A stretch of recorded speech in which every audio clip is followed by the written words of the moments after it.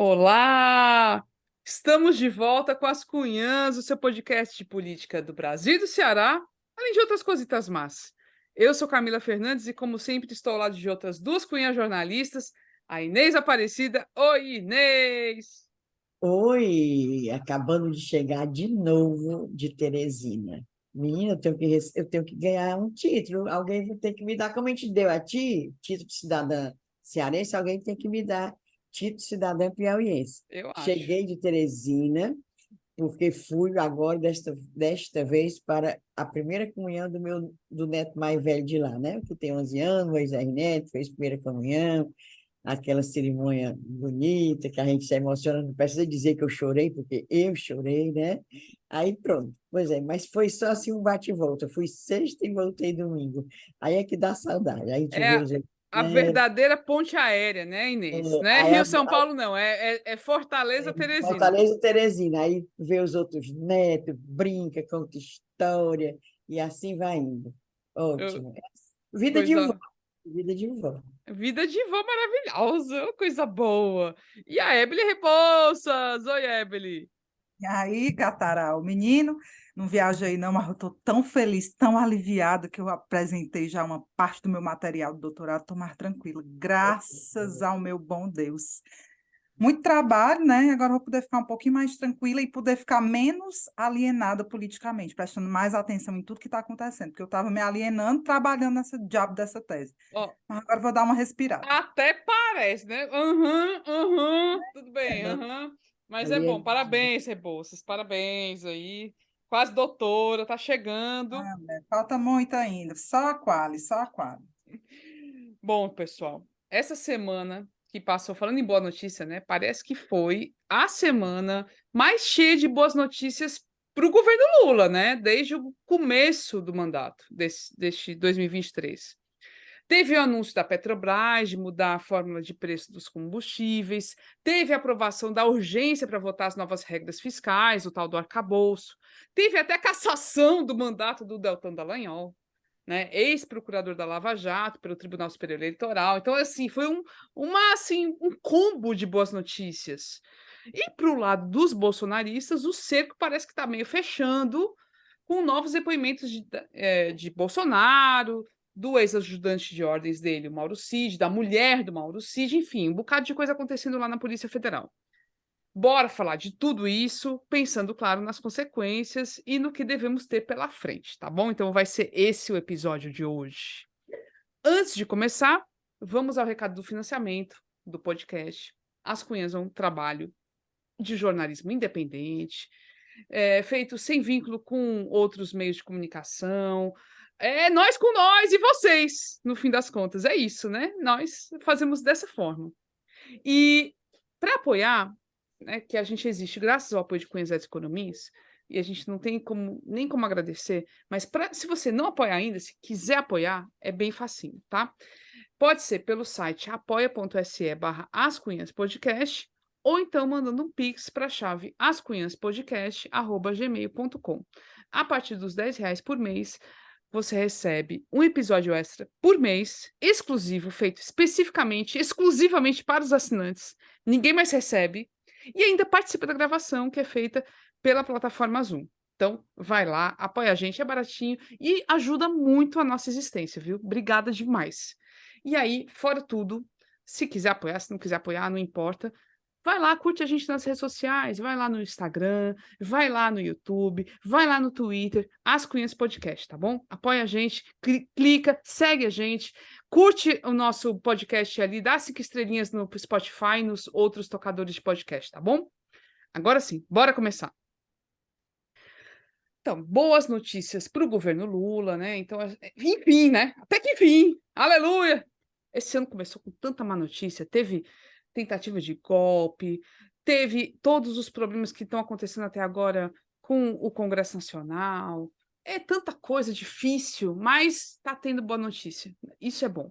Então, a primeira boa notícia essa semana foi a questão da paridade, do fim da paridade internacional do preço do combustível, o tal do PPI, criado no governo Temer pelo ministro não, pelo então presidente da Petrobras, Pedro Parente, que criou isso e botou como a verdade absoluta: o combustível brasileiro tinha que ser pareado internacionalmente com o preço internacional. Aí, agora, o novo presidente da Petrobras, Jean Paul Prats, e todo o conselho da Petrobras decidiu mudar a fórmula de precificação da gasolina, né, dos combustíveis no Brasil. Não vai ter só o preço internacional como parâmetro, vão ter outros fatores internos também. E só com isso, o preço do combustível já baixou cerca de 40, 30 centavos para nós, consumidores, né? Aqui em Fortaleza o negócio baixou mais ou menos, né? Porque já estava no preço, aí aumentaram um pouquinho, baixaram de novo, é como se não tivesse nem baixado. Mas ok, em outros lugares está até mais barato. Diesel baixou também, gás de cozinha baixou, enfim. E aí teve também a aprovação da urgência do projeto das novas regras fiscais, que vai fazer aí substituição do teto de gastos, também aprovado no governo Temer, pós-golpe contra a Dilma Rousseff. Então, a gente lembra como tudo, muita coisa aconteceu naquele pós-golpe, né? Então, foi a Petrobras, foi esse teto de gastos, e está tudo agora sendo alterado, né? Aos pouquinhos vai começar a ser alterado. E aí, a gente agora teve, primeiro, essa semana passada, a aprovação da urgência, e essa semana agora deve ser votado o projeto na Câmara dos Deputados e depois vai seguir para o Senado. E aí, meninas, o que que vocês acham, assim, a gente tem que, já pode comemorar um pouquinho minimamente, a gente tem direito a isso, ainda é muito preocupante, é muito, para mim, é uma sequência de chantagens que a gente vive no governo federal, é muito difícil negociar com esse Congresso, então, por mais que tenha alguma vitória, tem que ficar sempre com o pé atrás. Camila, tu falou aí que essa é uma boa notícia para o Lula, para o governo do Lula, foi a aprovação do regime de urgência da votação do arcabouço fiscal. Realmente conseguiu 367 votos, né? Aí a gente tem que explicar para, talvez, quem não saiba, por que é importante o regime de urgência. É porque, em sendo aprovado esse método, essa forma, aí o projeto não passa pelas comissões. Aí que da comissão seria outra novela, né? Vários capítulos. E assim não. Foi logo regime de urgência, aí vai logo para votação nessa semana, e depois segue para o Senado. Mas é essa a importância. Só para lembrar, estou fazendo este adendo, só para lembrar para as pessoas que não sabem porque é importante o regime de urgência. Porque a gente Excelente fala adendo, tanto, né? Inês, As excelente pessoas adendo. falam tanto, a imprensa fala tanto, e não sabe o que é. E Pode ser que tenha alguém que não saiba. fora essa história do arcabouço fiscal, tem um monte daquelas medidas provisórias, né, que estão para expirar, que são medidas que o Lula editou no começo do governo, e elas têm que ser votadas no Congresso até 1º de junho, porque senão elas caducam, né? E aí tem isso, e aí a gente vai ver se esses carguinhos que o governo distribuiu, né, para tudo que há de pior da direita, até da extrema-direita, vai surtir efeito, porque a base do Lula na Câmara, por exemplo, que é de 200 e pouco deputados, ela é inferior, né, ao número de votos necessário para aprovar um monte de coisa, principalmente as PECs, né, as propostas de emenda à Constituição, que precisam de não é só maioria simples, é uma maioria bem maior, 300 e tantos, quase 70% dos parlamentares. Então, é quando a gente vai ver, vão ser testes mesmo de fogo. A gente tem muito a comemorar, a ficar alegre, mais pela derrota, pelas derrotas e os reveses que a extrema-direita está tendo, do que necessariamente por vitórias do governo, né? A gente vai ver agora se de fato ele vai conseguir articular politicamente, vai ter sucesso nessas articulações políticas, porque realmente nas últimas votações, a história, qual foi? Foi do PL do Do PL da saneamento. foi o marco, né, do Do saneamento. marco do saneamento, o governo Lula tentou fazer umas mudanças, mas foi derrubado. Pois é, então as primeiras experiências não E foram legais, O PL 2630, que foi aprovada a urgência, mas que mas foi adiada é aquele das fake news, que não é as necessariamente das fake fake news, news, que é para realmente regular as as plataformas. plataformas digitais e tudo, e aí foi Isso. retirado de votação porque sabiam que não ia ter Iriam perder, a quantidade necessária para votar. Então, exatamente. realmente estava muito periclitante essa situação, né? Estava pesado. Aí, a gente com essa dúvida, né? Beleza, tá todo mundo falando, oh, o Lula conseguiu finalmente, está aí, teve uma aprovação relevante, essa aprovação da urgência do arcabouço fiscal, da votação, isso é um bom sinal, essa sinalização também em relação à Petrobras, mas a gente fica na dúvida, né? Será que realmente a gente pode comemorar e tudo? Aí eu fui falar com a Alessandra Benevides, que é professora do curso de Economia lá da UFC, no campus de Sobral, nossa recorrente Correto. colaboradora, né? Ela é a nossa consultora para assuntos econômicos, É. praticamente, né? E ela tem formação em jornalismo, né, Camila? Por isso que a gente entende, porque ela é bem didática e consegue traduzir. É jornalista nessas É. horas. Deixa eu só, antes de tu chamar a Alessandra, deixa eu só dar aqui uns números mais precisos sobre a Sim, relação com o Congresso. A base oficial do governo na Câmara é de 222 deputados, tá? Para aprovar uma PEC, ele precisaria de 308 votos, certo? E uma aprovação de um projeto de lei normal é 257. Então, ou lembrando, ele tem seja, nem para um 222. normal. Tem insuficiente. Aí, juntando os independentes, essa base pode chegar a 411. Eu estou pegando esses dados de uma matéria recente da Folha. E aí é isso. Entre 222 e 411 é flutuante, né? É a galera É, que vai, volta, chantageia, esperneia, enfim. Pronto, era só esse com adendo aí, tá? certeza. Não, excelente, Evelyn. E aí, então, sobre essa questão econômica, eu fui falar com a Alessandra, porque, enfim, a gente tem que ter mais noção, né, das coisas, sabe? O que está rolando, assim, em termos. É bom para o país? Vai dar certo? A gente pode sonhar que, com a aprovação desse arcabouço fiscal, na urgência e tudo, a gente pode sonhar com a retomada do crescimento real, redução da inflação, baixa dos juros. É um bocado de coisa que precisa acontecer no país para que as coisas melhorem, né? Então, fui perguntar isso para ela. E a gente vai ouvir a resposta, tá? Vamos. Porque o negócio não é simples, não, gente. É puxado. Vamos ouvir. Eu tenho três pontos a destacar. Primeiro, a questão da Petrobras, que deixou de ter uma regra baseada nos preços internacionais e passou a ter uma precificação com base no custo alternativo do cliente, o que, para mim, não é nada claro. Veja, o cliente pode ter outras maneiras de conseguir o mesmo produto, outros fornecedores, é um negócio meio, né, se a gente pensar em termos de distribuidoras.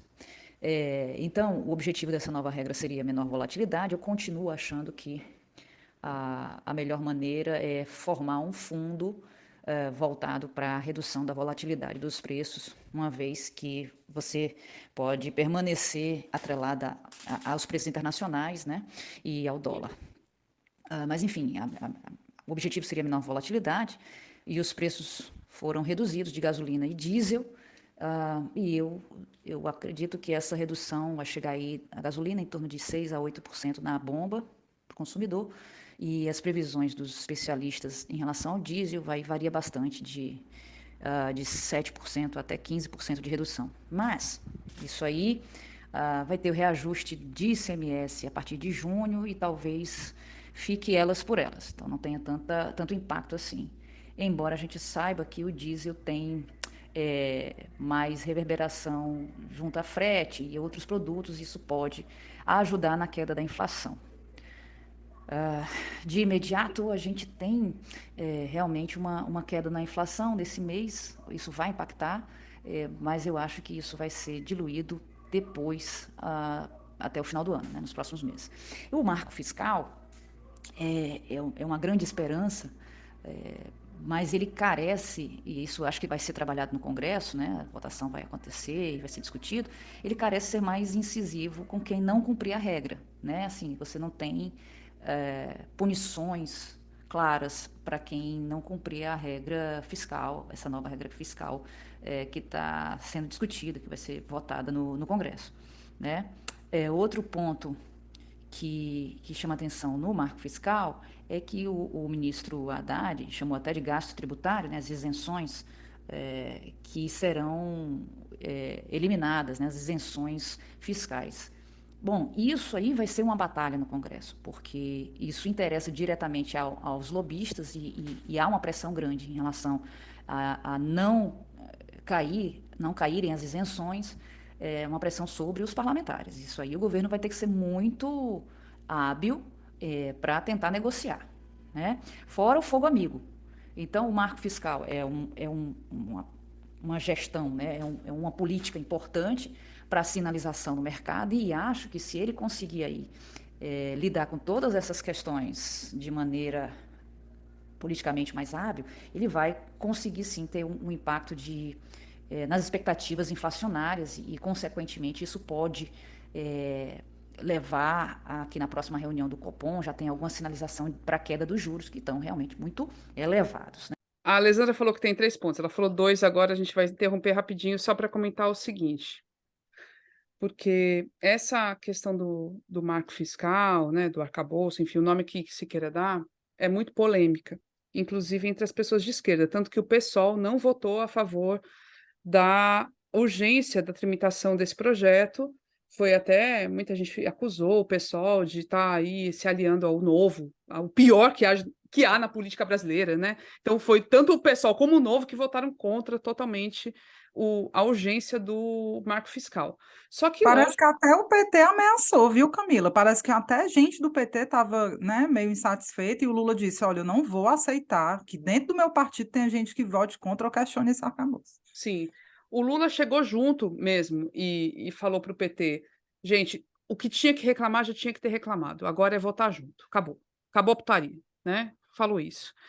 E eu entendo realmente que tem problemas. Tem problemas, por exemplo, entre os servidores públicos, tem um problema que diz o seguinte, lá nesse projeto: se não cumprir tais e tais e tais metas, aí o governo vai ter que fazer obrigatoriamente, vai ter que congelar salários, não vai poder fazer concurso público, e vai travar algumas coisas que são naturalmente assim, que é da natureza do serviço. A coisa vai, todo ano tem reajuste e tal, mas que vai barrar, assim como aconteceu com o teto fiscal. Então não vai ter muita diferença.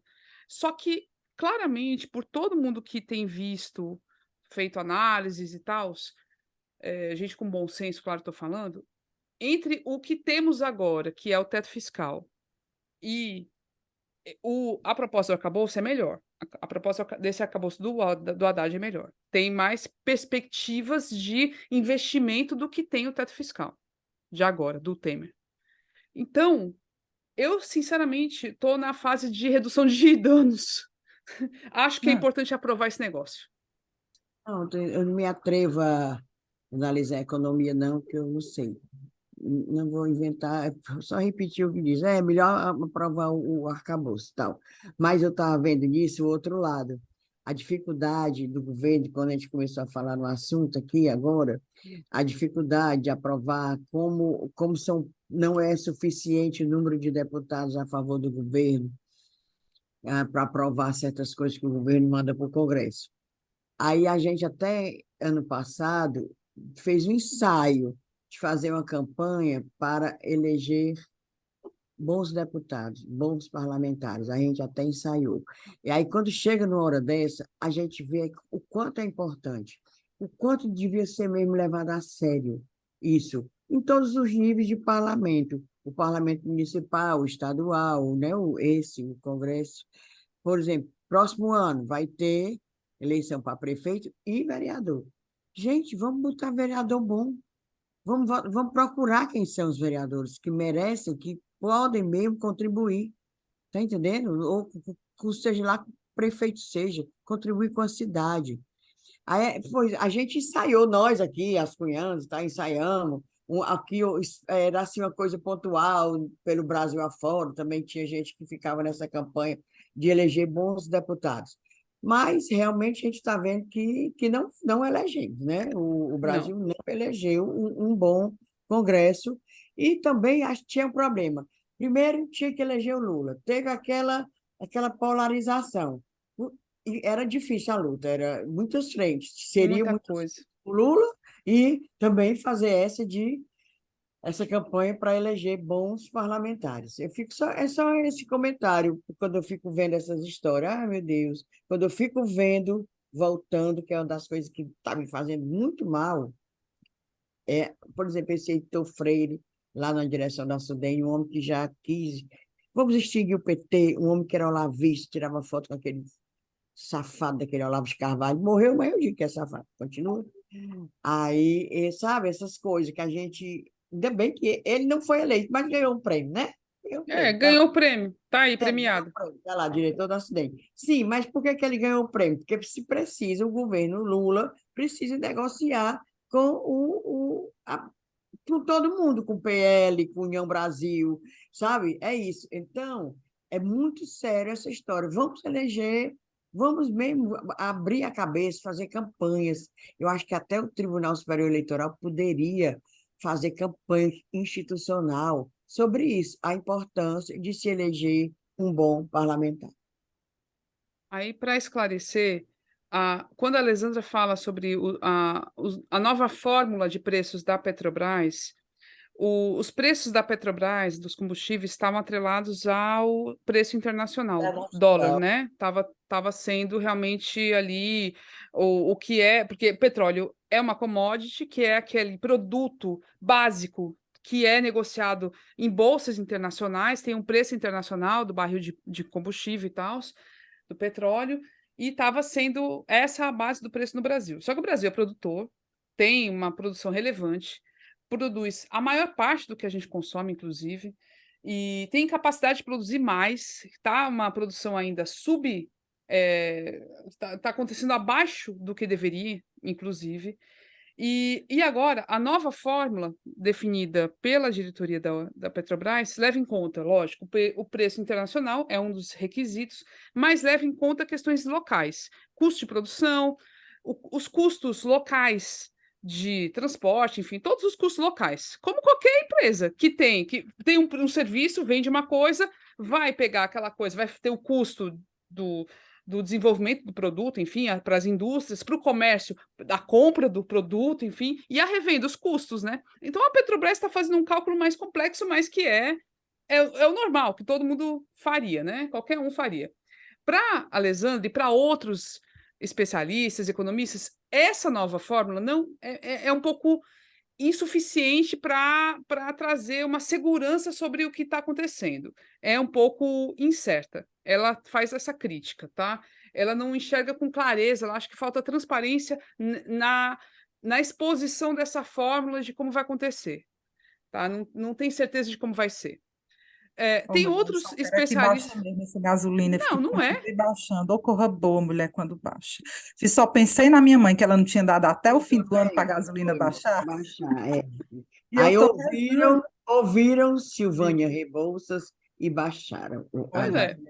A minha esperança agora é que com o combustível mais baixo, a tendência é que haja um efeito, né, em cadeia e outras É. coisas baixem, porque é insumo básico. Então, eu estou doida que baixe também as comidas para a bichinha ficar bem feliz e não se arrepender de ter feito L. Não é só a Silvana, não, é nós. Mas aí a Alessandra ela lembra de outra coisa, que assim, está no começo das reformas, e a próxima reforma vai ser a reforma tributária. Vamos ver o que ela fala sobre a reforma tributária. Né? O terceiro ponto, para não me estender muito, é a reforma tributária. Porque o marco fiscal, substituindo o teto de gastos, né, é algo necessário, mas é só o ponto inicial de uma tentativa de controlar gastos do governo. Para mim, o gasto do governo deveria ser mais eficiente, né, e toda a política pública deveria passar por uma avaliação para saber se continua ou não. Mas esse é um ponto de vista meu, né, de questão de eficiência do meu dinheiro que está lá sendo colocado, do seu dinheiro, todo mundo, né? A reforma tributária é uma disputa de força não só entre grupos, né, entre grupos, governo local, estadual, federal, né? O prefeito de São Paulo já está querendo, não vou perder, porque essa reforma tributária vai trazer perdas de impostos para São Paulo, enfim. Mas também é uma disputa de força entre setores, principalmente o setor de serviço. Então, é natural, toda vida que a gente fala em reforma, vai ter grupos que vão sair ganhando, vai ter grupos que vão sair perdendo. E esse embate de forças, eu espero que a sociedade também tenha algum poder de decisão, porque a gente está cansado de ver, toda vida que se vai falar de reforma tributária, e eu ouço reforma tributária desde a década de 1990, nunca se chega a um consenso e sempre há uma expectativa de aumento de impostos para cima da gente, né? De nós, da sociedade, dos consumidores. Então eu creio que para que a gente tenha uma sinalização bem mais clara e um avanço aí em termos de recuperação da economia, É preciso que essa reforma tributária seja feita ainda nesse primeiro ano do mandato do presidente Luiz Inácio Lula da Silva, para que a gente tenha essa tempestade perfeita para essa recuperação mais rápida da economia, né, e redução da taxa de juros.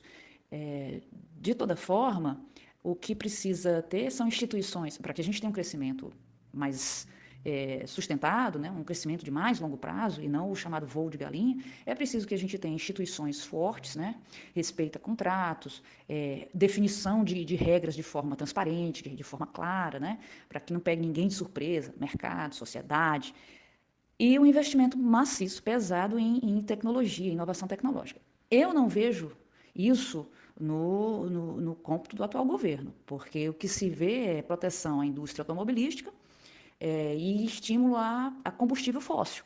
Então, não tem nada de novidade nisso aí, né? A gente não tem nenhuma alternativa, nenhum estímulo, por outro lado, de substituição desse combustível fóssil. Eu sou muito crítica ao combustível fóssil. Você está estimulando colocar carros na rua, mais poluição e as alternativas ficam sem um efetivo incentivo por parte do governo. Então, se você tiver mais alguma dúvida, era mais ou menos isso que eu queria dizer. Espero ter sido claro que precisa realmente ter uma tempestade perfeita para que a gente tenha uma recuperação mais rápida, né? Senão a gente vai ficar ali, bate a sopra, e a recuperação vai demorar um pouquinho mais. Alessandra, tu foi clara. Obrigadíssima. Obrigada, como sempre. Esse ponto que ela fala, que sobre o governo Lula, ele não traz uma novidade em termos de propostas para renovação dos investimentos e tudo. E isso veio muito à tona também essa semana, quando o IBAMA foi contra, se mostrou contra um investimento lá no Amapá, na região amazônica, a perfuração lá para a exploração de petróleo, e que não foi pedida pelo governo Lula, foi pedida ainda pelo governo Bolsonaro. Então, o IBAMA, que é um órgão federal vinculado ao Ministério do Meio Ambiente, se pronunciou contrário, e um dos maiores apoiadores do governo, o Randolfo Rodrigues, senador, veio também a público, detonou, basicamente, assim, esculhambou a decisão do IBAMA, inclusive saiu da rede, que era o partido dele, Rede de Sustentabilidade, o partido da ministra Marina Silva, ministra do Meio Ambiente, porque ele se pronunciou contrário à decisão do IBAMA de barrar a exploração de petróleo lá na Amazônia. Então, assim, realmente, eu concordo. Nisso eu concordo muito com a Alessandra, eu concordo mesmo.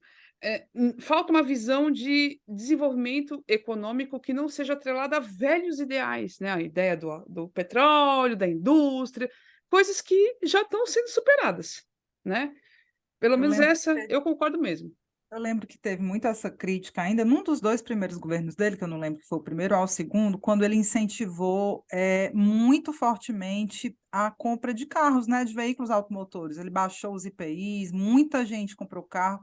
Óbvio que, assim, do ponto de vista econômico e da igualdade social, isso é uma coisa boa, a pessoa poder comprar seu carro, mas houve a crítica de ambientalistas na época dizendo que isso ia para uma lógica ambiental, né, de incentivo a esse modal de trânsito que destoava do que se apontava como tendência, assim. Só para lembrar mesmo esse episódio que eu lembro que marcou muito essas discussões na época, que realmente a frota de veículos de carro aumentou bastante, e obviamente a poluição e etc, etc, trânsito e tal.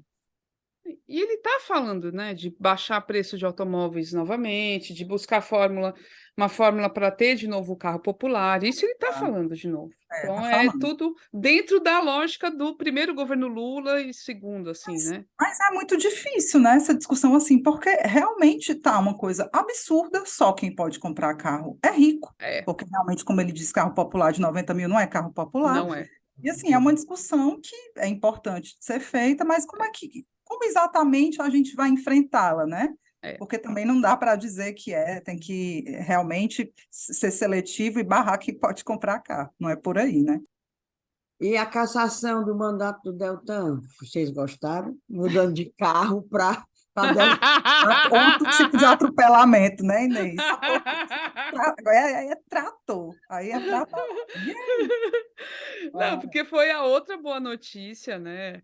É quase um sentimento de vingança, né? Aquele sentimento tipo, se lascou, bem feito. Foi vingança, acho.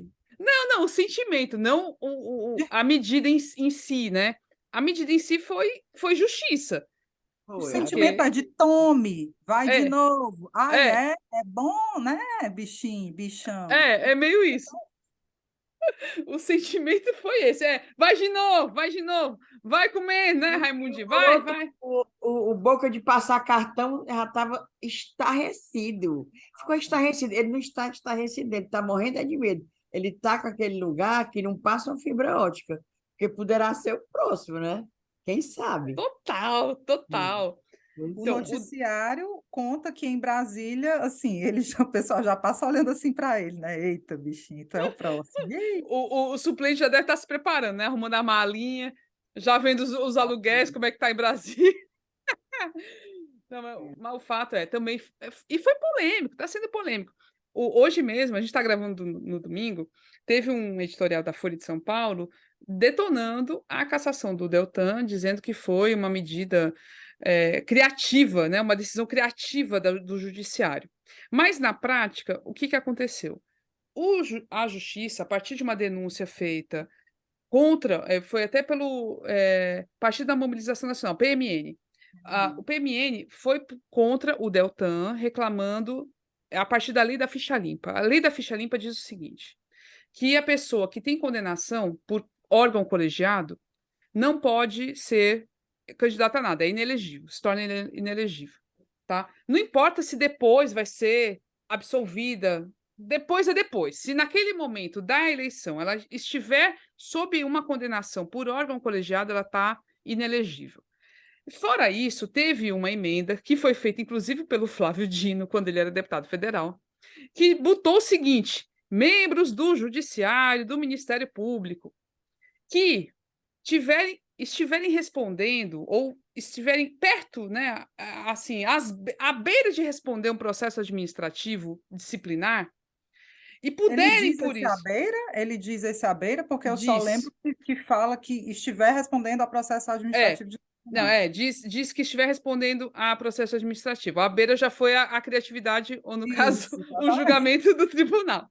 Mas é porque já aconteceu antes.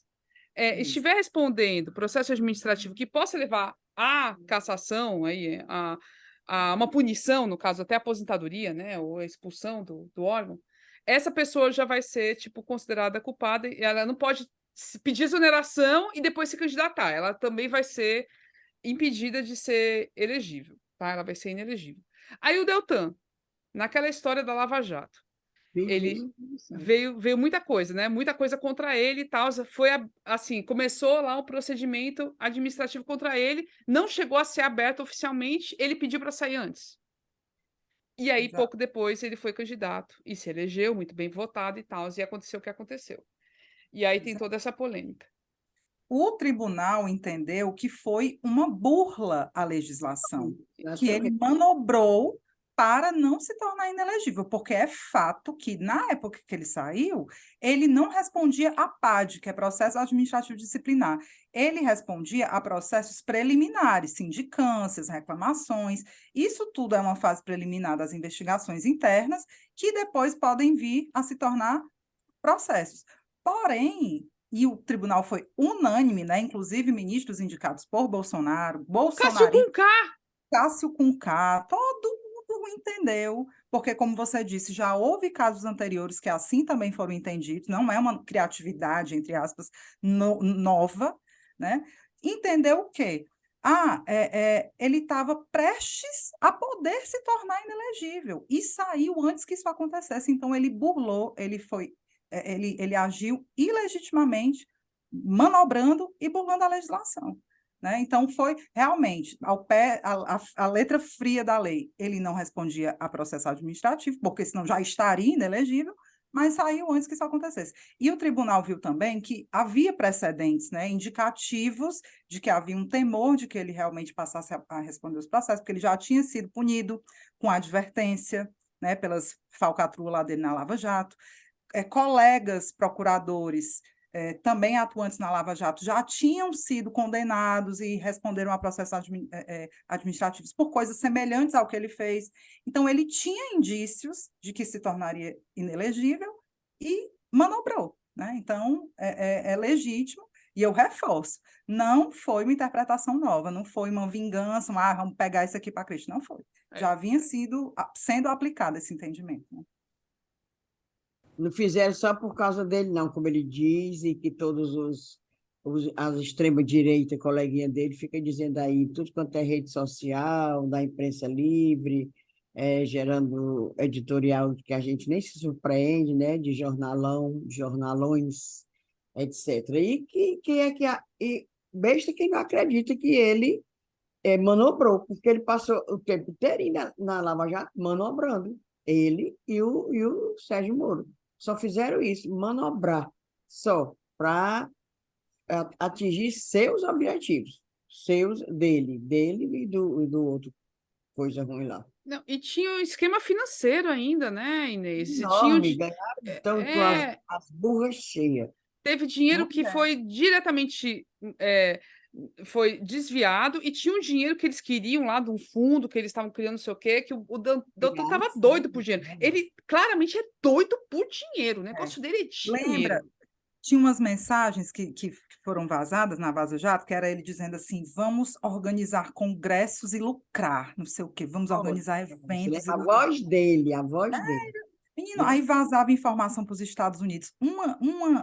Sabe, uma conduta indecorosa, indecorosa. Não tinha prova, tinha convicção. Aí agora está reclamando de interpretação judicial, o bichinho, mano, o bichinho.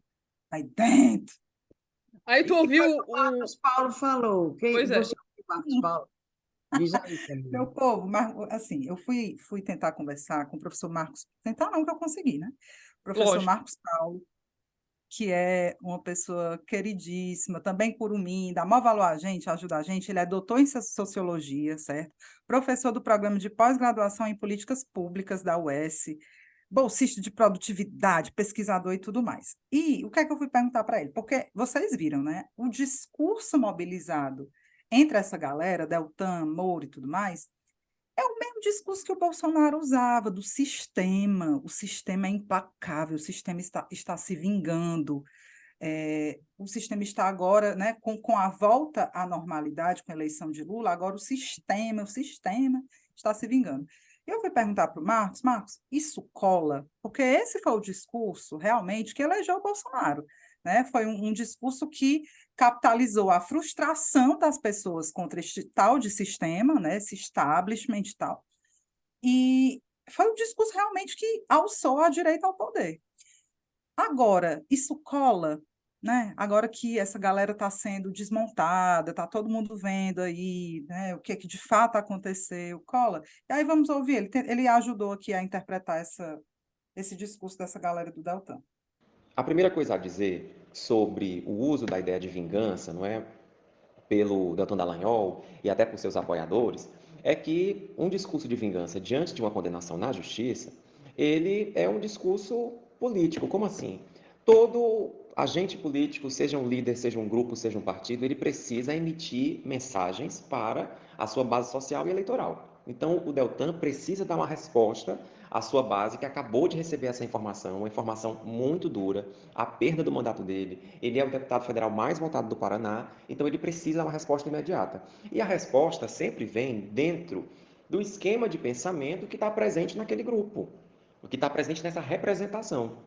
No esquema de pensamento, no conteúdo dos discursos que o Deltan tem feito ao longo desses anos todos, está a ideia de que existe um sistema, né? Um sistema que precisa ser combatido, um sistema político, um sistema corrupto, né? Que precisa ser combatido, inclusive, eles chegou até a ter uma série de televisão, se não me engano, que se chamava O Mecanismo, né? Assim, a ideia de que tem um sistema, tem uma mecânica, tem uma engenharia que nos prejudica, que precisa ser destruída.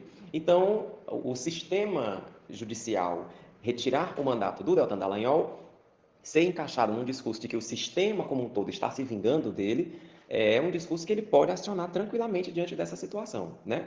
Agora, esse discurso, é claro que ele pode ser contestado, porque aí vão entrar uma série de outros elementos também factuais, né? Por exemplo, votaram contra ele todos os ministros, o relator apresentou um conteúdo com bastante argumento, com muitas evidências, de que de fato houve uma fraude, não é? Ele se afastou do Ministério Público, ele pediu para sair do Ministério Público para que o afastamento impedisse a continuidade de 15 investigações sobre ele.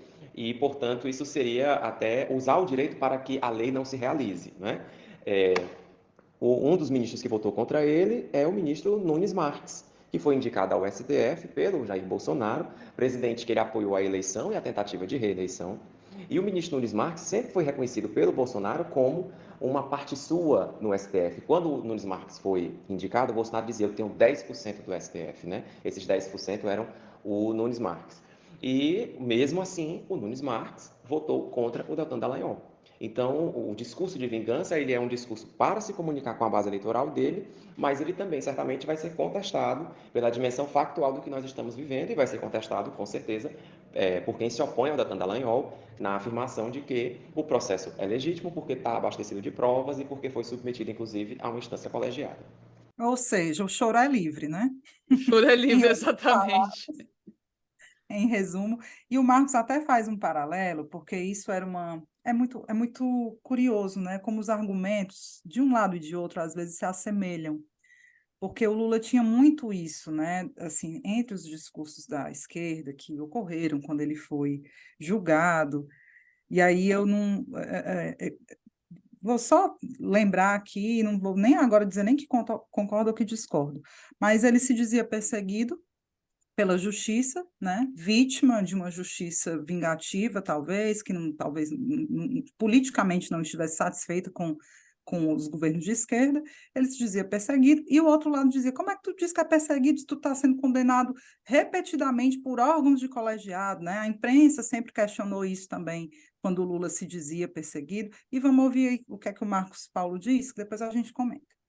O ouvinte do podcast As Cunhãs pode pensar, inclusive, em paralelo. Por exemplo, quando o presidente Lula, na condição de ex-presidente, foi processado e os processos foram se convertendo em decisões judiciais desfavoráveis a ele, ele também lançou mão de um discurso para falar diretamente à sua base eleitoral. Ele chamou a atenção para a perseguição, ele chamou a atenção para a politização da justiça, para o caráter político do juiz que dirigia as investigações e que o julgava, não é? Ele chegou a colocar esse tema diretamente na audiência, perguntando ao juiz, não é? Numa audiência que estava sendo filmada, ele sabia da filmagem e ele pergunta se o juiz estava sendo imparcial, se ele podia chegar em casa e dizer para a neta dele que o juiz que o julgava era imparcial. Isso gera, inclusive, um constrangimento ao Sérgio Moro no contexto dessa pergunta, não é? Então, o agente político, ele demanda esse discurso para a sua base eleitoral. E o que o Deltan Dallagnol está fazendo agora é isso, mobilizando o discurso de vingança, enquanto ele, inclusive, pelo que está dito nos jornais, enquanto ele prepara um recurso a uma instância superior ao TSE, que seria o Supremo Tribunal Federal. É isso, né? A própria anulação das sentenças posteriormente, né, que soltaram o Lula, mostram que, de fato, havia uma politização judicial. A Lava Jato foi o maior exemplo de um processo, né, um conjunto de processos extremamente politizados, mediatizados, inquestionáveis pela mídia. Hoje, ali e acolá, a gente vê não é nem autocrítica, né? Uma crítica à operação e tudo mais, mas na época não tinha.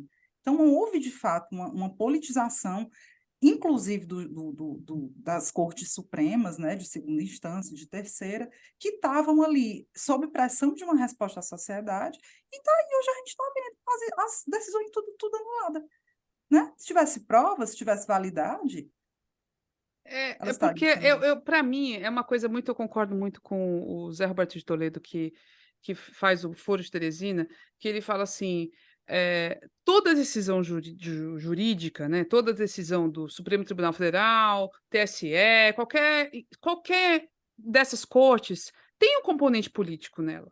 Não tem como descartar isso. Não existe a, sei lá, imparcialidade pura e total de qualquer juiz. Ele vai ter as visões dele, ele tem aquilo. Aquilo vai estar impregnado na decisão que ele vai tomar. Então, é lógico, nesse momento, a gente tem ali 2 ministros do Supremo que são mais bolsonaristas, porque o Bolsonaro os indicou, que é o André Mendonça, inclusive está todo se baldeando para as petistas. Saiu foto esse dia aí, tá todo petistinha, daqui a pouco já vai ser ali, enfim, já vai ser considerado do outro lado. Mas o Cássio com K é um que era tipo a consciência do Bolsonaro, estava ali, votando no Supremo Tribunal Federal. Então, é lógico que tem os posicionamentos políticos que definem o caminho dos votos dessas pessoas. Só que, nesse caso especificamente, houve uma unanimidade. Nem os bolsonaristas votaram contra. Então, é uma coisa muito curiosa, né? Então, a lei está ali, estabelece algo que os juízes, enfim, eles têm que interpretar sempre. E lógico que vai ter o discurso político. Ah, é perseguição, não é Claro que perseguição? as cortes têm É, discurso político, porque são indicações políticas. Começa o erro daí. A partir de coisa que está mais perto da gente, tipo o Tribunal de Contas do Estado, né? Quem está lá? Indicação política. Conselheiro tal, indicado por governador tal, conselheiro tal era o outro governador, papapá. Então, as decisões deles geralmente são políticas. Então, se fosse um milagre para ter imparcialidade. Nunca ouvi falar, trabalhei em tribunal um bocado de ano, é bom dizer que não foi ninguém que me botou lá, não, viu? Eu fiz concurso. Aí, porque tem esse negócio dessas mutretas, né? E a pessoa fica, não, eu era concursada, inclusive comecei como nível médio. Pois bem, aí lá eu nunca vi nenhuma conta de governador ser desaprovada. No máximo, tinha atecnias, tá entendendo? Um Salvas, negócio né? assim, nunca foi desaprovada a conta de governador. Nunca. Sempre tinha alguém ali dentro, algum conselheiro que era indicado por aquele governador que estava sendo julgado as contas. Está entendendo? É isso. Por isso que não existe imparcialidade nesses tribunais, nessas cortes. STF, STJ, nada. Os estaduais, não tem. Aí a gente nem sabe. O que poderia mudar esse comportamento seria haver concurso para isso, ser indicado por indicação por mérito, né? É mérito, Talvez. aspas. Hã? Não, talvez fosse uma saída, Inês, mas tem outro componente aí que o STF, né, o judiciário, ele se tornou um protagonista político mesmo, né? isso. Vocês lembram, gente? A gente não tinha, eu até reclamava, batia muito nessa tecla. Juiz, ministro, não dava entrevista, só Isso. falava A pelos gente sabe, autos. podia ser político, Emily, também podia ser protagonista, como está sendo, mas que fosse os componentes, os membros, os 11 lá por exemplo, do STF, tivesse sido concursado. Ia ser diferente, ia ter protagonismo talvez até maior. Mas não é assim como a gente sabe. Aquele ali, aquele Caio com K, com cara de imbecil, né? Na cara dele é cara de gente assim, sem muito. O Cássio, O Cássio com K, que é que eu falei? Caio? Foi Caio. Cássio com K. Pois é, aquela coisa. A gente já sabe como é que ele ia votar, tanto que foi a maior surpresa a gente estar aqui comentando quanto foi surpreendente ele votar a favor da cassação do Dallagnol, né? Mas a gente geralmente sabe. O outro, extremamente evangélico, o André Mendonça, que agora está se bandeando para ser do outro lado, mas também a gente já sabia mais ou menos como é que ele votava. Em outros tempos, de outras composições daquela corte, Gilmar Mendes, a gente sabia demais como é que ele ia votar. Está entendendo? É isso que eu digo. Eles podiam continuar, o STF podia continuar um protagonista, mas com os seus membros escolhidos de outra forma, com outro modalidade. Não, isso é o que eu penso. Não, Acho eu não que estou dizendo que você está errado, não. O meu ponto é outro. Quando o judiciário, a Grazi até discute muito isso, a Grazi Albuquerque, quando o judiciário passa realmente a ser um ator, né? Porque isso é recente, talvez é um pouquinho mensalão para cá. Isso, Isso é mensalão mensalão para para cá. cá. E virou realmente um ator político, um protagonista, mediatizadíssimo, né? As sessões passaram a ser transmitidas, a gente começou a ver aqueles ministros como personagens políticos mesmo, aí é que politizou mais, né? E é irreversível, é irreversível. Gente, da onde que a gente via ministro do STF no Roda Viva? Gilmar nunca. Mendes, nunca, mulher, eles eram encastelados, era uma coisa ruim também, né? Porque havia um encastelamento, não falavam, não prestavam contas, mas agora tá Agora demais, tá né? demais. Tá É, demais. é. Aí é que politiza mesmo. É isto. Sim, aí para terminar, Vocês repararam que a comunicação do Lula está menos biscoito chinês? Está bem gaiatinho de um dia para cá. Tá Com até essa... exagerando, né? Eu tô achando que tá Então, passando do ponto. bora discutir isso. Ô, mulher, quando não é 8, é 80. Oh, Afe Jesus. Maria, coisa, né? No dia da decisão da história da cassação do Deltan, o perfil institucional do governo federal divulgou, né, uma propaganda em formato de PowerPoint, em que, assim, no centro do PowerPoint, vocês devem ter visto, o Lula também, vários petistas repercutiram essa peça, mas ela foi publicada também no perfil institucional do governo. Era 137 dias de governo Lula e os PowerPoint apontando, assim, para umas coisas boas do governo. Menina, eu passei uns 20 minutos discutindo isso com os amigos meus que acharam um absurdo aquilo ter sido, essa piadinha camuflada, Eu né, achei também. eu bati com eles, assim, eu acho que faz parte, sabe? O negócio foi para o fundo do poço, o republicanismo nesse país foi ao fundo do poço no governo Bolsonaro. Essa experiência foi péssima para a gente. Então, eu acho que, eventualmente, essas coisas vão acontecer. É a mesma arma, é a mesma estratégia. Mas eu entendo que a leitura de quem achou inadequado. Gente, teve um dia aí, naquele dia que foi descoberta a história do Mauro Cid, das falsificações dos cartões de vacina. Antes da Polícia Federal chegar lá, também houve, a Janja e o próprio Lula e o institucional. Bom dia, era bom dia, bom dia. Foi, isso aconteceu. Tal dos bom dia, não era como quem diz Foi, assim, vem coisa por aí. Bom dia, uma foi, alegria, danada. foi. Não, pois é. Aí teve esses episódios aí da comunicação, teve uma outra história. O perfil do Lula agora é replicando o Choquei. Eles estão mais gaiatinhos, sabe? E aí vamos ouvir o que é que o Marcos Paulo comenta sobre isso, sobre como a comunicação do governo e a comunicação do Lula está sabendo ou não capitalizar esses reveses, né, à direita. Então, essa postagem, ela faz parte de esforços do governo de melhorar a sua comunicação em redes sociais. E para isso ela se vale dos típicos instrumentos de rede social, por exemplo, a ironia, não é? Mas também, digamos assim, uma intersubjetividade, uma intertextualidade, ou seja, a trazer nesse contexto uma fotografia, não é? Uma imagem de PowerPoint, remete imediatamente a um capítulo de uma figura que está no centro das atenções, o ex-procurador Deltan Dallagnol. Para além disso, é bom perceber que essa postagem não está isolada, ela está dentro de um conjunto de estratégias que tem aparecido nos perfis do presidente, do governo, da primeira-dama e dos seus apoiadores mais diretos, dos líderes do PT, dos líderes dos partidos aliados, não é? Que tentam, digamos assim, hackear o algoritmo, tentam alcançar o público de rede social, onde a oposição ao governo é muito forte. Então, a gente teve nos últimos tempos uma postagem sobre vacinação no dia da busca e apreensão que a Polícia Federal fez na casa do ex-presidente Jair Bolsonaro, justamente para investigar falsificação em cartão de vacina.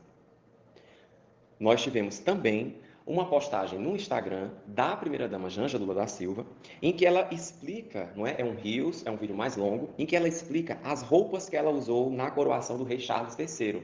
E entre a explicação de uma vestimenta ou outra, entre a memória que ela fez de vários momentos da cerimônia de coroação, das recepções, ela vai apresentando, digamos assim, ganhos que o presidente Lula teve com essa viagem. Acordos com outros chefes de Estado, recursos para o Fundo Amazônia, convites para que chefes de Estado venham participar, não é, de eventos aqui no Brasil e possam, inclusive, trazer junto com a sua presença um conjunto de investidores, parcerias nas mais diferentes áreas, social, ambiental, econômica, não é?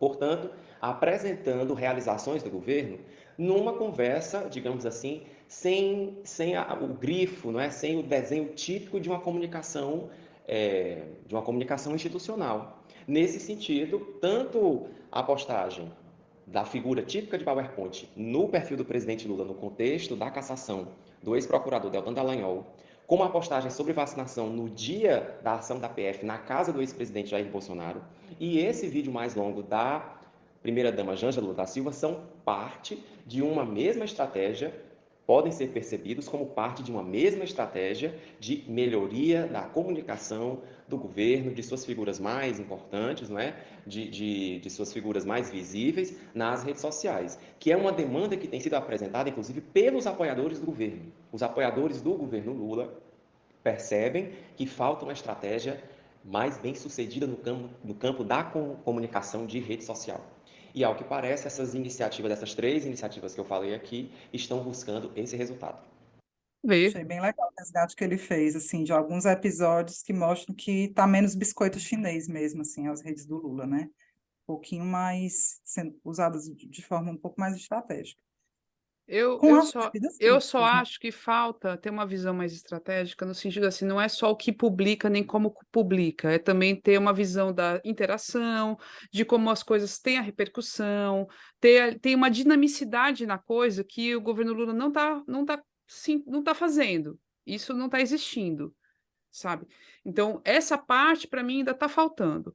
E eu acho que a gaiatice realmente tem uma linha tênue aí que deve ser pensada, estratégica mesmo. Tá, beleza, eu acho que as redes sociais têm que ser mais informais, tem que ter a brincadeira, tem que ter o meme e tudo mais. Mas até que ponto eu vou estar fortalecendo meu inimigo? Eu vou estar dando atenção para ele, vou estar ali dando, passando recibo pro Deltan, sabe? Não, não é para isso, o governo não é para isso. Tem que brincar, fazer talvez meme com as coisas do dia a dia, com outras coisas, não com uma parada que tem a ver com o adversário, entendeu?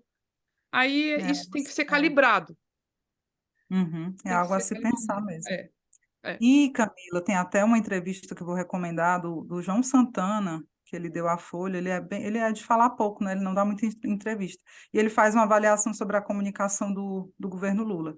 E ele fala um pouco sobre isso que tu está falando, assim. Tem um dinamismo aí que a gente não está vendo. Ele fala na velha segmentação de conteúdo para públicos É. específicos, evangélicos, né?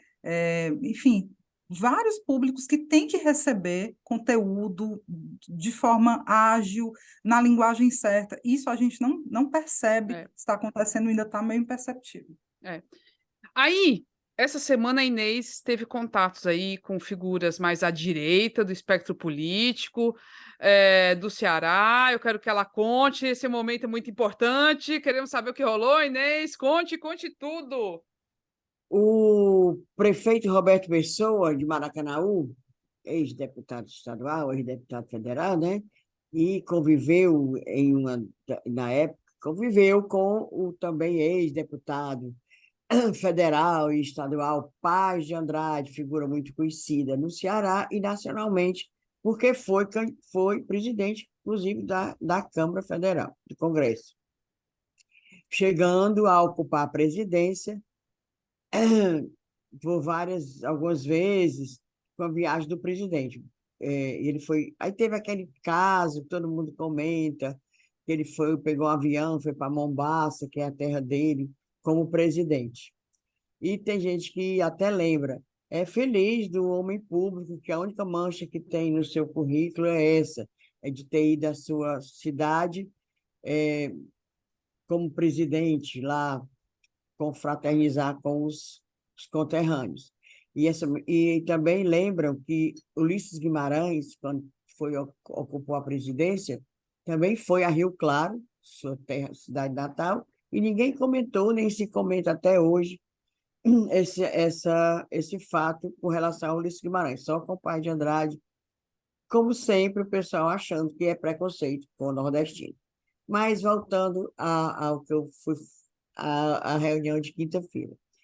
O prefeito Roberto Pessoa quis homenagear a pai de Andrade, que naquele dia, ou seja, 18 de maio, estaria fazendo 96 anos.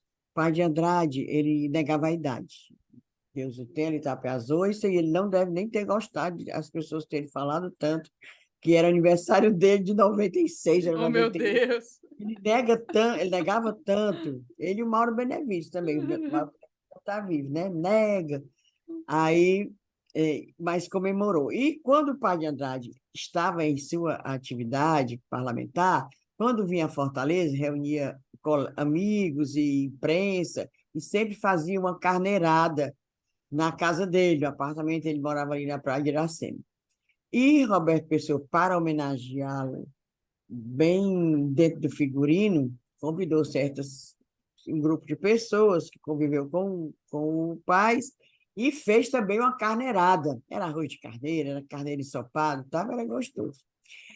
E eu fiquei lá no meio do bando de direitistas, inclusive o próprio anfitrião, Roberto Pessoa, que eu digo muito aqui, que é o direito que eu gosto, né? Uma pessoa, eu gosto muito do Roberto Pessoa, que também vai aproveitar aqui e dar os parabéns atrasado, porque ele fez 80 anos domingo, mas o Roberto não nega a idade. Faz questão de dizer que tem 80 anos e está bem inteirão, sabe? Andou fazendo saúde, tirando aqui umas bolsas dos olhos. A pessoa não fica, né? Quando está mais velho, fica assim com as bolsas. Tem uns que ficam com a mochila, né? Enorme. Pois ele tirou com o cirurgião plástico, ele diz até o nome do cirurgião plástico. Olhe, se você quiser, Está devidamente recalchutado, então. tá, o rosto aqui, só essas bolsas. Tá, e ele está bem, não só a aparência, está bem de saúde e tal. Pois é. Agora, o que eu achei engraçado foi o seguinte: para quem não sabe, o deputado federal Eunício Oliveira é casado com uma filha do ex-deputado Paz de Andrade. E quem botou, digamos, praticamente o Eunício na política foi o Paz, por conta do casamento dele com a Mônica. E Pai de Andrade, depois, ainda vivo, tinha muitas restrições com Eunício. E Eunício Oliveira também não é bem quisto entre os amigos do pai. E, segundo eu soube lá na reunião, quando o Roberto Pessoa ligava para uma, convidando, né? Olha, você vem quinta-feira aqui, papapá. Aí a pessoa perguntava, Eunício vai, porque se ele for, eu não vou. Minha Vai, Nossa Senhora! era desse jeito. Eunício vai, se ele for. Porque os verdadeiros amigos do pai de Andrade não gostam do Eunício Oliveira, porque acham que ele foi ingrato com o pai. Inclusive, tem mais esse detalhe, o próprio Roberto Pessoa, que não é parente, não é nada, está patrocinando um livro, a biografia do pai de Andrade, que será escrita, já começou, pelo historiador e escritor Juarez Leitão, que também estava, nesta ocasião, pegando depoimento das pessoas que conviveram com o pai, certo? Se você que tem um depoimento, eu me lembro dessa história também, do pai que ficava com ódio sobre a história do Castanhão, que o Tasso era contra, e o Tasso tomou para ele. Tem uma pessoa que vai falar sobre isso, jornalistas que conviveram com pais. Eu, inclusive, dei um depoimentozinho rápido, que também eu convivi como jornalista profissionalmente com o Pai de Andrade, uma pessoa realmente muito legal com a imprensa, sempre, como a gente diz, sempre tinha uma aspa quando a gente falava com o pai. Ele era assim, Dava lide. que dava lead, estilo gongórico, sabe? Aquele jeito dele sempre bem exagerado. Mas eu aprendi uma coisa com o Tasso e eu já disse... Com o Tasso, olha isso.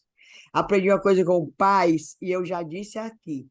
Uma vez ele falando de uma querela lá de política, ele disse assim, minha filha, a gente tem que aprender uma coisa na vida. Tem que aprender até com quem brigar. Ou seja, ele não queria nem dar ouvidos para essa figura na época, que ele disse que a gente tem que escolher e saber até com quem brigar. Pronto, eu levo isso para a minha vida, sabia? Eu acho muito legal.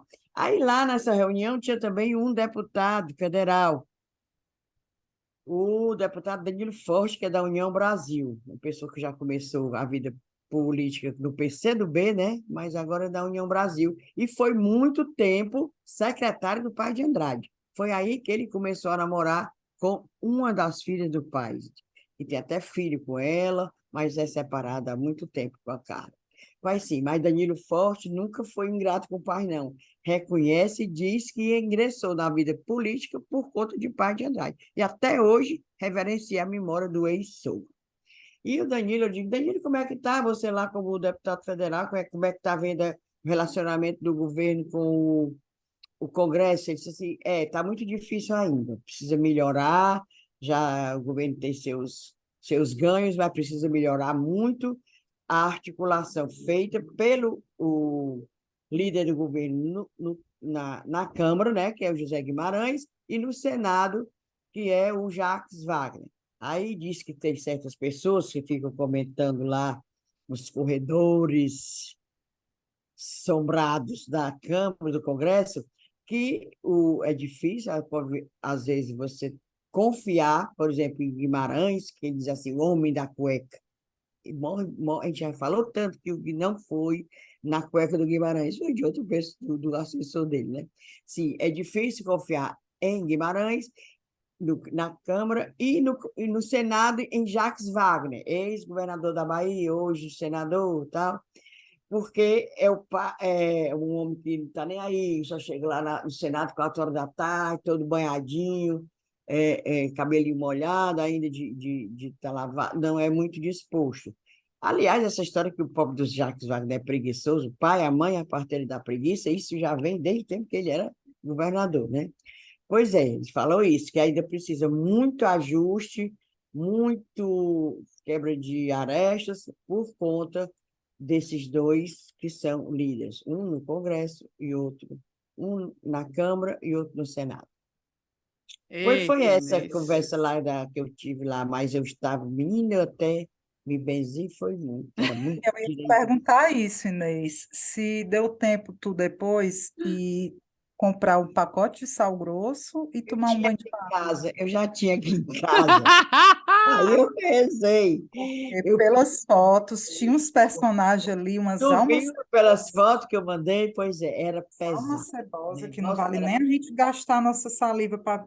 Não, não, era pesado. Não, mas eu tinha já sal grosso aqui em casa, chegar uns ramos de arruda também, que a gente põe assim, né? Atrás da orelha. E Pois no comentário de Bolsonaro, não, Mauro Cid, assim, não teve assim uns Menina, comentários sobre isso, falaram não. tanto do pai, das coisas do pai. Aí eu ficava pensando, eu ficava lá só olhando, né? Tu viu que era eu só de mulher. Eu ficava olhando, meu povo, se o pai estivesse vivo, será que estava bolsonarista? Porque 90% do povo que estava ali era tudo bolsonarista. E Ele estava estava lá, também. e o ex-governador Gonzaga Mota, que também chega doente, um homem que lutou contra os coronéis, extrema direita agora, sei não, era ele, um monte que conviveu, que foi do MDB, que realmente teve atuação durante a ditadura, atuação contra a ditadura. O Paz de Andrade era outro que era, sabe, assim, bem. Ele tinha uns discursos muito que ele enfrentava as pontas das baionetas dos militares e não sei o quê. E eu vi aquele, meu Deus, será que o Paz também tinha virado a casaca? Ficava só perguntando. não Mas a gente temos como responder, né? Mas a não, probabilidade é grande, né? não sei. Aí não falou, não falaram lá, não, ninguém ficou gabando, mas a gente sabe que são as pessoas, né? Não ficaram lá, nem falaram mal do sítio. Até eu achei que isso era um sinal de que o negócio não está muito legal, tá entendendo? Não está bom. Eles Pois estão foi tudo isso, tá aí o fingindo que meu não é com relato. eles, né? Eles estão fingindo que eles não têm nada a ver com isso, os É, Com bichos. isso, é. exatamente. Exatamente, deixa Pois para lá. agora, vamos para o momento do desabafo. Vamos para o momento do recadinho, que é aquele momento do Discunhã. Quem quer começar? Mulher, eu queria compartilhar com vocês uma percepção e queria mesmo assim que os ouvintes dissessem se concordam ou não, porque é uma coisa boa, meu discunhã. Eu juro a vocês, eu estava de licença, passei uns dias sem ir para o trabalho por conta da história do doutorado e voltei há poucos dias, né? E eu tenho percebido, meu povo, assim, em sinais de trânsito, que sempre tinha uma pessoa com o cartazinho fome, eu percebi uma redução considerável, pelo menos no meu caminho, dessas pessoas. Eu não tenho mais as visto. Juro para vocês. Uma outra, eu desci também outro dia a Vigílio Távora, lá de cima, lá da Pontes Vieira, até quase ali a Dom Luiz outro dia. Até quase não, até depois da Dom Luiz, até a Pereira Valente. E a Vigílio Távora era uma que, de cabo a rabo, todo sinal tinha famílias pedindo dinheiro, dizendo, segurando cartaz de fome. E nesse dia, que foi semana passada, acho que uma quinta-feira, esses mesmos sinais já não tinham mais ninguém. Então, eu fiquei com a feliz percepção de que talvez os auxílios, né, o Bolsa Família, esses auxílios, eles estejam chegando melhor, né, e com mais, talvez estejam financeiramente melhor, e essas pessoas talvez tenham podido sair das ruas. Então, eu queria compartilhar, saber se vocês também têm tido essa percepção. Eu ainda vejo muita gente nos mercados, nas portas de supermercado, não vi acabar, mas eu queria que quando os ouvintes, muitos compartilham o nosso episódio, fazem um comentário, dissessem também se acham que foi só uma coincidência dos dias em que eu saí de casa ou, de fato, a coisa parece que está um pouquinho menos pior. É isso, meu Vamos discurso. deixar até a pergunta no Spotify, que agora a gente pode. Vocês respondam lá que a gente vê as respostinhas de vocês, viu? No Spotify dá para fazer agora, enquete. Vamos fazer, vou deixar essa enquete aí. E tu, Inês Aparecida, diz, Meu Cunha. Deus, agora eu estou sendo porta-voz dos nossos curumins e cunhazetes, né? Vitor Saraiva, curumim, ele estava indignado com a requalificação do Parque da Lagoa de Maraponga, que diz que rola desde 2021 e não termina. Não termina, diz que é uma coisa sem fim, é uma obra sem fim, é uma obra do Estado. Fiquei até surpreso, pensando que era da prefeitura, né, na Lagoa de Maraponga.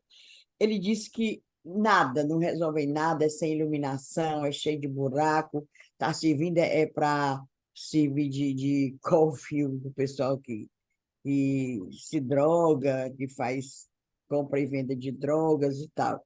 Aí eu estou sendo porta-voz dele para saber quem é que vai resolver isso, quem é o dono dessa história, porque ele disse que rola isso desde 2021, que é o Parque da Lagoa de Maraponga, totalmente abandonado lá.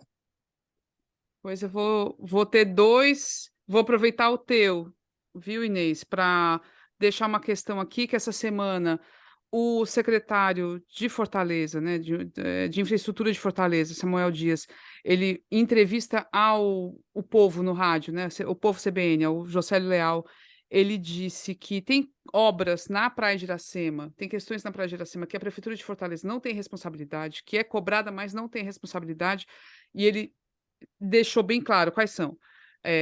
Aquário, a ponte metálica ali, a ponte dos ingleses, né, que tem esses dois nomes, mas é a ponte nova, que foi totalmente desfeita para ser refeita, e o São Pedro, o edifício São Pedro, que está totalmente à beira de Cai lá. desabar e de matar um bocado de gente. E vai dar essa merda. Vai dar Aquilo essa ali merda. devia ser um descunha toda semana, esse edifício São Pedro. Então, assim, para quem não é de Fortaleza, gente, é um edifício antiquíssimo. Ele está totalmente abandonado. Existe uma ideia de desapropriar pelo Estado, né? O Estado parece que vai desapropriar ou já desapropriou. Eu não sei como é que está esse negócio até agora. Mas hoje tem um monte de gente que vai lá, ocupa aquele espaço e está claramente à beira de desabar tudo. E vai dar uma merda. Assim, na hora que desabar e morrer meia dúzia de gente lá dentro, ou não sei, até mais talvez, vai dar um auê tão grande, tão Vai grande. ser um escândalo, vai ser a pior tragédia anunciada que já aconteceu nessa cidade. Vai. O aquário, o velho aquário é outro, que a gente tem que fazer um episódio sobre isso, porque está abandonado.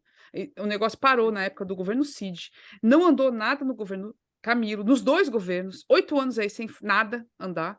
E tá aí, o Elmano herdou, e cadê? Cadê o projeto? O que vai ser feito disso? Sabe? Não se fala nada. E aí, realmente, tem essa parte da Praia de Iracema que tá entregue às baratas. Tá horrível. E tem que ser feita alguma coisa, porque é uma área não só turística, é para as pessoas, para a população, para quem mora lá, tem comunidades ali, tem o Poço da Draga, tá tudo largado, é um absurdo. Então eu queria deixar esse descunhar aqui primeiro. E o segundo é internacional, mas é muito, muito nosso, que é o novo caso de racismo que teve no futebol espanhol contra o Vini Júnior.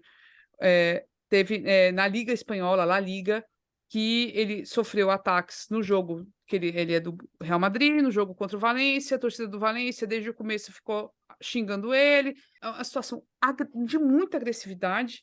Ele reclamou, ele foi reclamar da torcida que estavam sendo agressivos com ele, e ele foi expulso de campo. Ele foi expulso. E fora isso, eu vi agora há pouco, a gente está gravando no domingo, no quente, quando a coisa está rolando, o presidente da Liga Espanhola dizendo que não é bem assim, que o Vinícius é que tem que ir atrás de conversar lá. Um negócio desse jeito, gente. Então está tendo muita reação aqui do Brasil, do mundo todo, contra mais esse caso absurdo de racismo. O ministro Silvio Almeida já se pronunciou também sobre isso, nosso ministro dos Direitos Humanos. E, olha, eu fiquei mal quando eu vi essa história, porque o Vinícius está realmente é o principal jogador do Real Madrid, é o principal jogador do Brasil hoje, é um menino esforçado, incrível, criativo, alegre, que representa muito o futebol brasileiro e está passando por isso, sendo ele essa pessoa, porque é um menino preto. Mas, gente, olha, eu só quero deixar aqui a indignação, porque é muito triste viver isso. A gente está em 2023, a gente devia estar num outro mundo, né? Um mundo muito mais igual, muito, muito mais respeitoso, em que as diferenças, a divergência, no caso, a rivalidade, se desse nesse âmbito da rivalidade. Eu jogo melhor, você joga pior. Pronto, tava bom, não tava? Mas não, tem que ter esse tipo de ofensa de ódio. Isso é muito triste.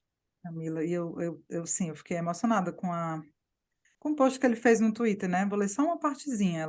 Ele fala que não é a primeira, nem a segunda, nem a terceira vez que isso acontece. E tem um trecho que ele fala assim: lamento pelos espanhóis que não concordam, mas hoje no Brasil, a Espanha é conhecida como um país de racistas. E, infelizmente, por tudo que acontece a cada semana, não tenho como defender. Eu concordo. Mas eu sou forte e vou até o fim contra os racistas, mesmo que longe daqui. Eu É achei muito forte a fala dele. Deve muito ser forte. infernal, É, toda semana é. você ser atacado por racistas. Foda. Cara, é terrível.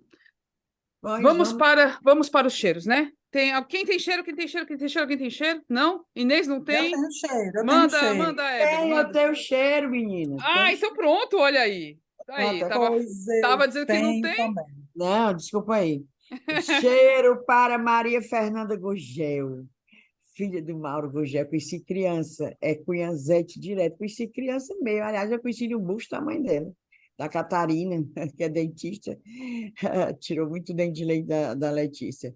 Beijo para Fernanda Gurgel. Beijo para Gleida Cordeiro, que eu me encontrei com ela no shopping, lá no... Ai, foi ótimo, demos um abraço, a gente só conhece virtualmente, aí conversamos, mas viramos amiga de infância, né?